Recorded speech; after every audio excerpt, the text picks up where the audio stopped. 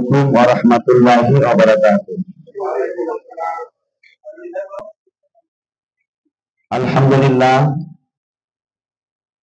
আলহামদুলিল্লাহ ওয়া কাফা ওয়া সালামুন আলা ইবাদিল্লাযিনা ইসতাফা, আম্মা বাদ। আউযু বিল্লাহি মিনাশ শাইতানির রাজীম। বিসমিল্লাহির রহমানির রহিম। ওয়া আতাসিমু বিহাবলিল্লাহি জামিআ। সাদাকাল্লাহুল আযীম। যাবতীয় প্রশংসা, যাবতীয় গুণগান সে মহান স্রষ্টা আল্লাহ রাব্বুল আলামিনের জন্য, যিনি আমাদের খালেক, যিনি আমাদের মালিক, যিনি আমাদের রুজিদাতা, যিনি আমাদের হায়াত দাতা, যিনি আমাদের মওত দাতা। উপস্থিত হওয়ার সুযোগ দিয়েছেন, এই জন্য আমরা সকলে খোদার কৃতজ্ঞতার সাথে কোরআন শরীফের ভাষাতেই বলি আলহামদুলিল্লাহ। সে আল্লাহ তাআলার হামদুসানার পরে পরে হাজার হাজার কোটি কোটি বার দরুদ ও সালাম বর্ষিত হোক দয়ার নবী মুস্তাফার উপরে, যিনি মামিনার লাল মরুদুলাল, মক্কার বাতি মদিনার জ্যোতি, বিশ্ব জাহানের মুসলমানের যিনি সাথী, যিনি নামে নামে ইসমে গারামি গারামি মুহাম্মদুর রাসূলুল্লাহ সাল্লাল্লাহু তাআলা আলাইহি ওয়াসাল্লামের উপরে সকলে বলি আল্লাহুম্মা আমিন। সম্মানিত উপস্থিতি, আজকে আপনাদের সকলকে আহ্বান করা হয়েছে, ডাকা হয়েছে, সকলে উপস্থিত হয়েছেন। এর পিছনে কিছু কারণ আমাদের রয়েছে। আজ আমরা আকীদাগত দিক ভুলে গিয়ে ঐক্যবদ্ধ হওয়ার জন্য এখানে একটি সাধারণ সভার আয়োজন করা হয়েছে বা আমরা উপস্থিত হয়েছি। আল্লাহ তাআলা পবিত্র কোরআন শরীফের মধ্যে ইরশাদ করেছেন, ওয়াতাসিমু বিহাবলিল্লাহি জামিআ, অর্থাৎ তোমরা আল্লাহর দড়িকে, আল্লাহর রশ্মিকে মজবুতের সাথে ধরে নাও। তোমরা যখন মজবুতের সাথে একটা দড়িকে, রশ্মিকে ধরে নেবে, তোমাদেরকে কেউ ছিন্ন করতে পারবে না। আর এটাই স্বাভাবিক।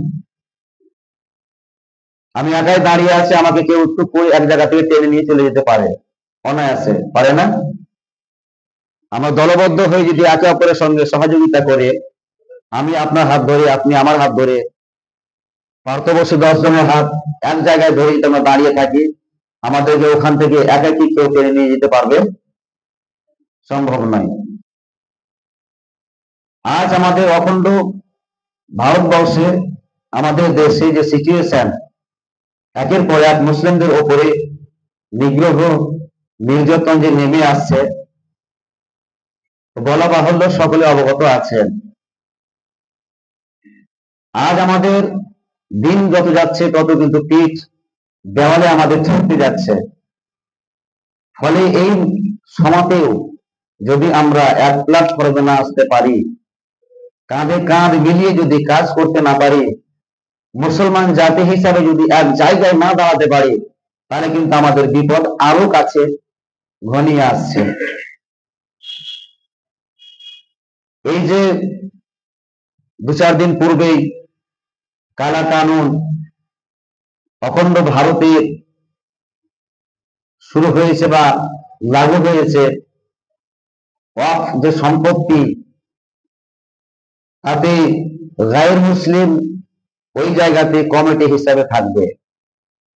আমাদের ঈদগাহ, আমাদের কবরস্থান, আমাদের মসজিদ, আমাদের মাদ্রাসা, আমাদের খানকা, এগুলো সামান্য ত্রুটি ত্রুটি কাগজের ভুলের কারণে এরা হস্তক্ষেপ করবে।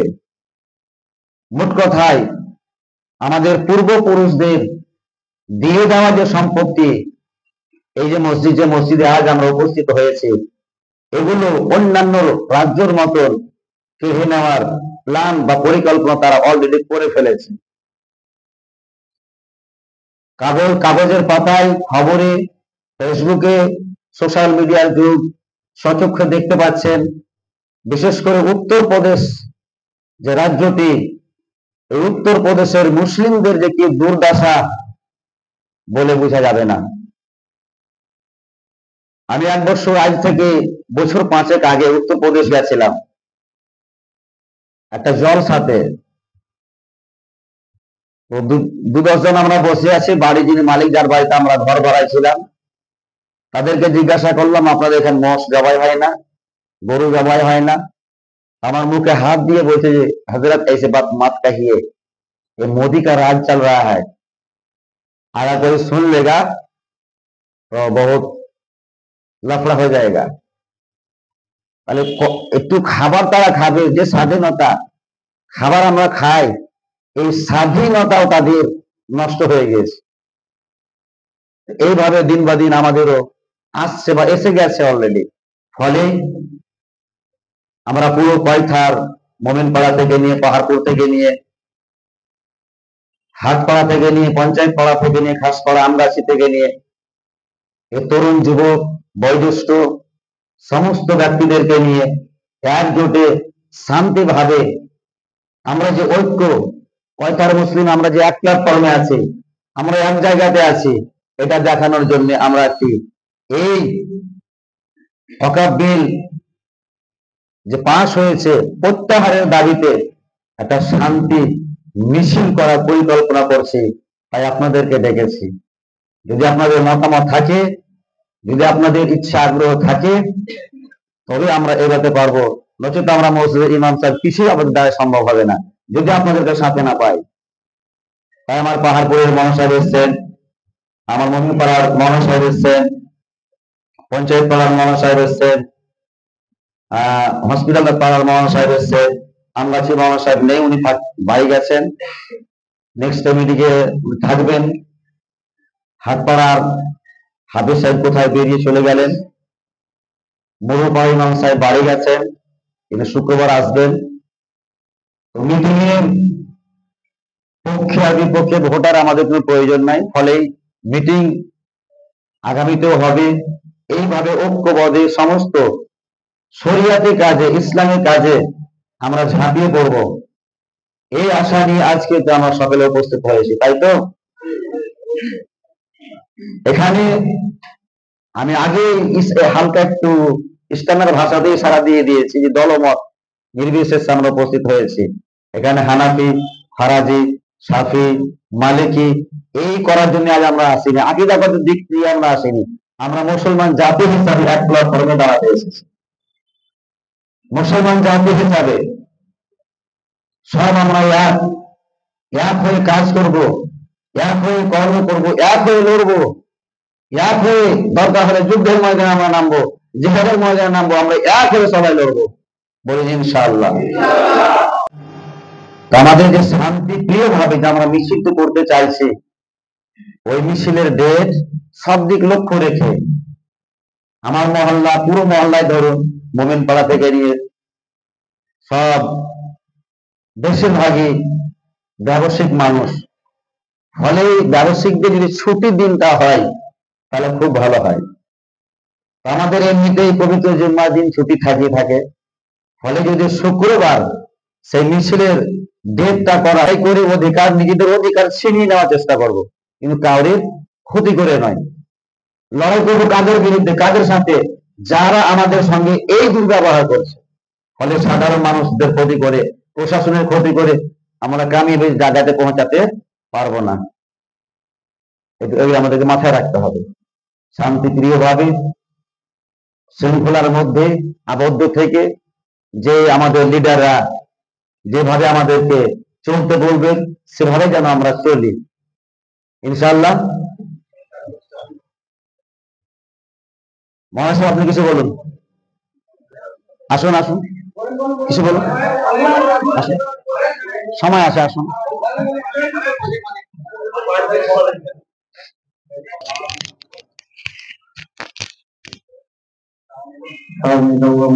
সেকুলার স্টেট, ধর্ম নিরপেক্ষ দেশ, প্রত্যেকেই স্বাধীনভাবে আপন আপন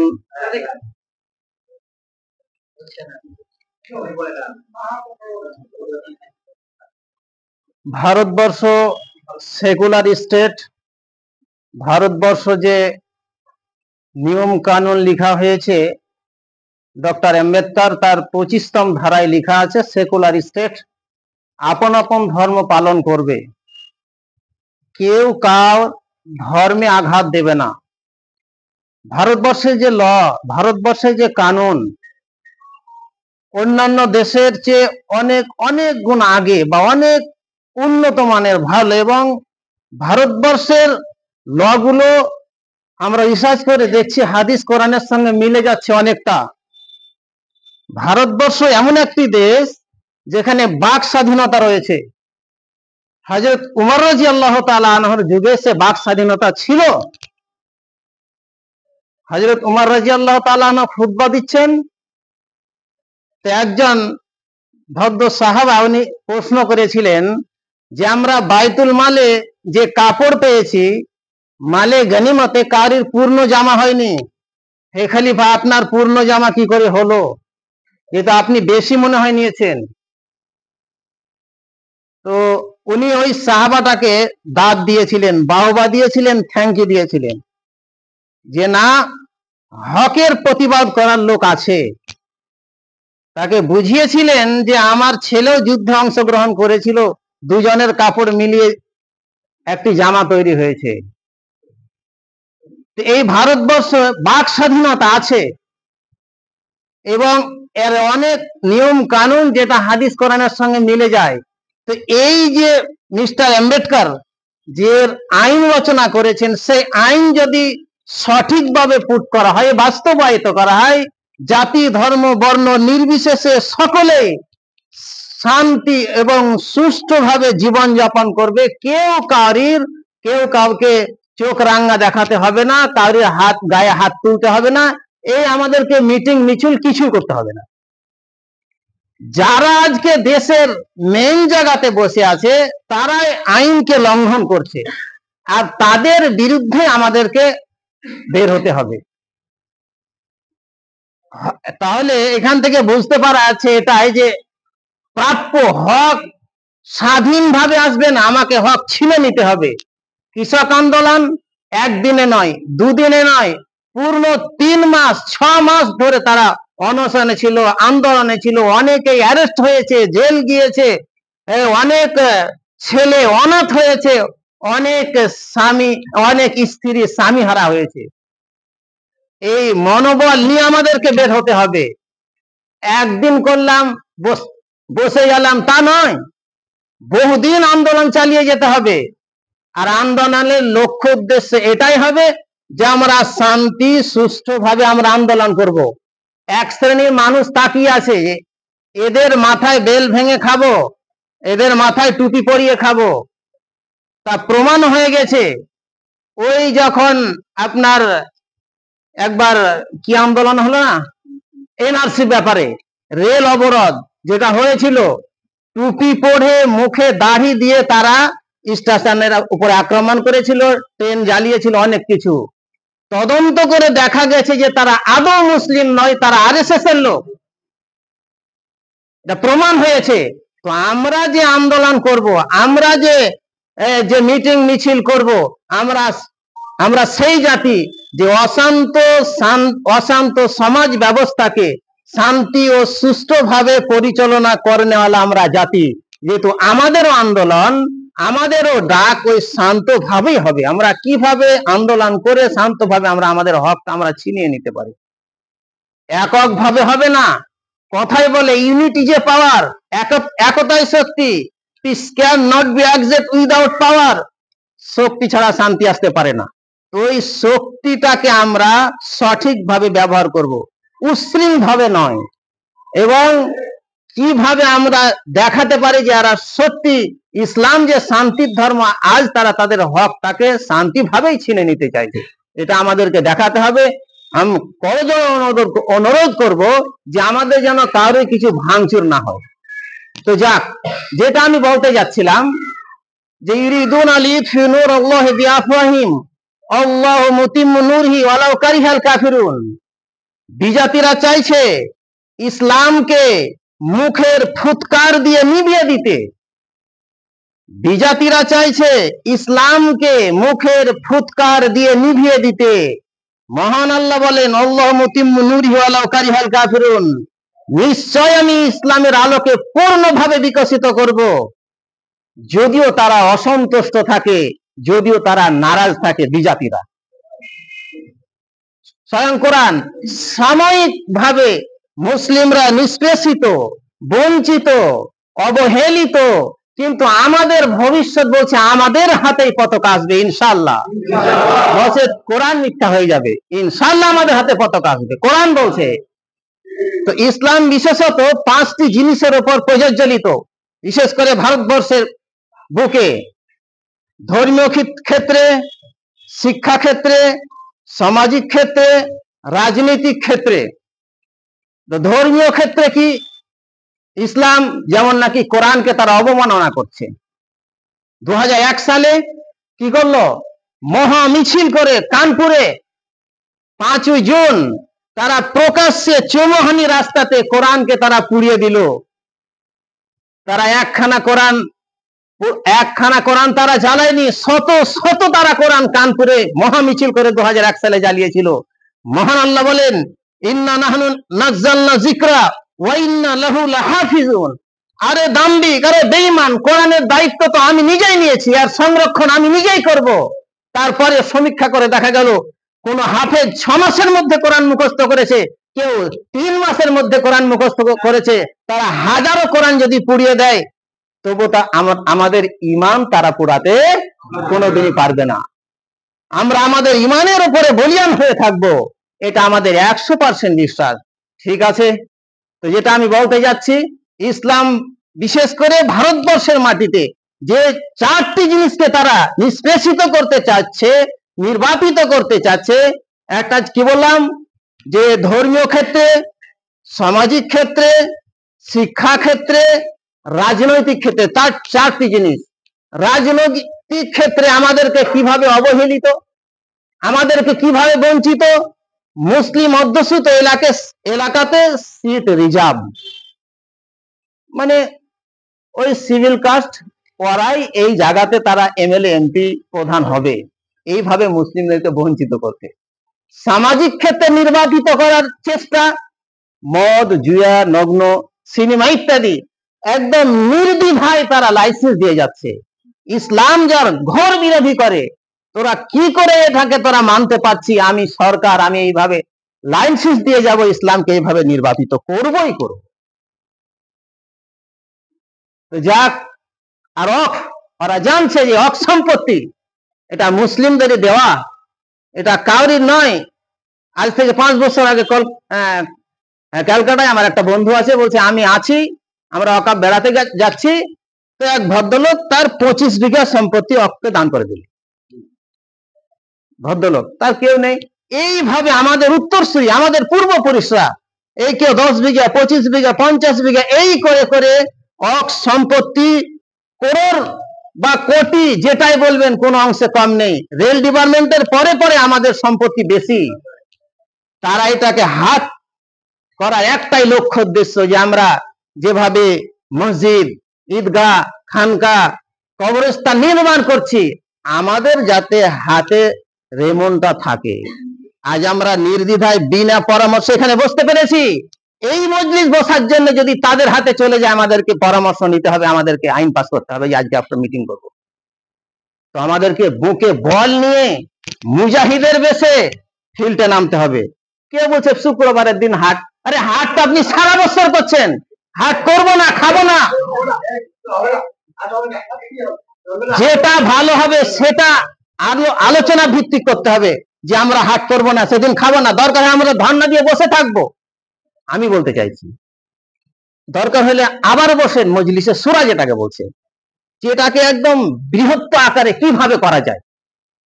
ভারতবর্ষ সরকার জানুক যে মুসলিম সোচ্চার, নারে এই বিল আমরা যদিও পাস করেছি, আমাদেরকে প্রত্যাহার করতেই হবে। এই প্রতিজ্ঞা, প্ল্যান, পরিকল্পনা নিয়ে আমাদেরকে এই মহৎ কাজে ও মহান কাজে আমাদেরকে এগোতে হবে। আমাদের পূর্বপুরুষ, আমাদের উত্তরসূরি যেটা দান করে গেছে, আমরা বেহাত করতে দেব না, এই প্রতিজ্ঞা করে আমাদেরকে নামতে হবে। এই বলে আমি আমার আলোচনা গুটিয়ে নিচ্ছি। আসসালামু আলাইকুম।